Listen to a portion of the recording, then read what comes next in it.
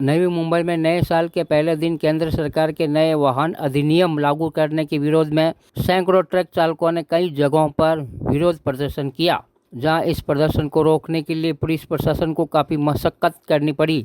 वहीं नवी मुंबई पुलिस परिमंडल 1 के उपायुक्त विवेक पानसे के अनुसार 1 जनवरी 2024 से केंद्र सरकार के वाहन अधिनियम में बदलाव किए जाने के खिलाफ जेएनपीटी की ओर जाने वाली मुख्य सड़क पर अंबुजा सीमेंट फैक्ट्री के सामने कई ट्रक चालकों ने मुख्य मार्ग को रोककर विरोध प्रदर्शन शुरू करते हुए चक्का जाम आंदोलन किया। जहां पुलिस टीम ने पहुंचकर ट्रक चालकों को समझाने का प्रयास किया तो उन्होंने उग्र होकर लाठी डंडे और पत्थर से पुलिस टीम पर हमला बोल दिया, जिसके बाद अतिरिक्त सुरक्षा बल बुलाया गया और इस आंदोलन के दौरान प्रदर्शन कर रहे 40 ट्रक चालकों को हिरासत में लिया है। फिलहाल ट्रक ट्रांसपोर्ट यूनियन की तरफ से इस विरोध प्रदर्शन पर कोई बड़ी प्रतिक्रिया नहीं आई है। पेश है हमारे नवी मुंबई के संवाददाता की एक खास रिपोर्ट।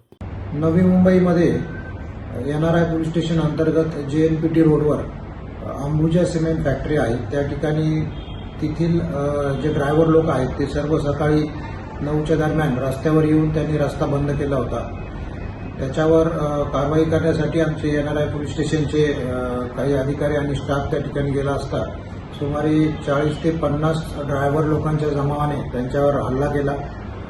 या अनुषंगाने आम्ही गुन्हा दाखल केलेला आहे आणि 40 ड्रायव्हर लोकांना ताब्यात घेतलेले आहे। त्याच्यावर कठोरातील कठोर कारवाई आम्ही करत आहोत। ड्रायव्हर लोकांनी यापुढे आंदोलन करताना शांततेने आंदोलन करावे। कुठेही जर कायदा हातात घेतला तर त्याच्यावर अत्यंत कठोर अशी कारवाई पोलिसांकडून केली जाईल याची नोंद घ्या।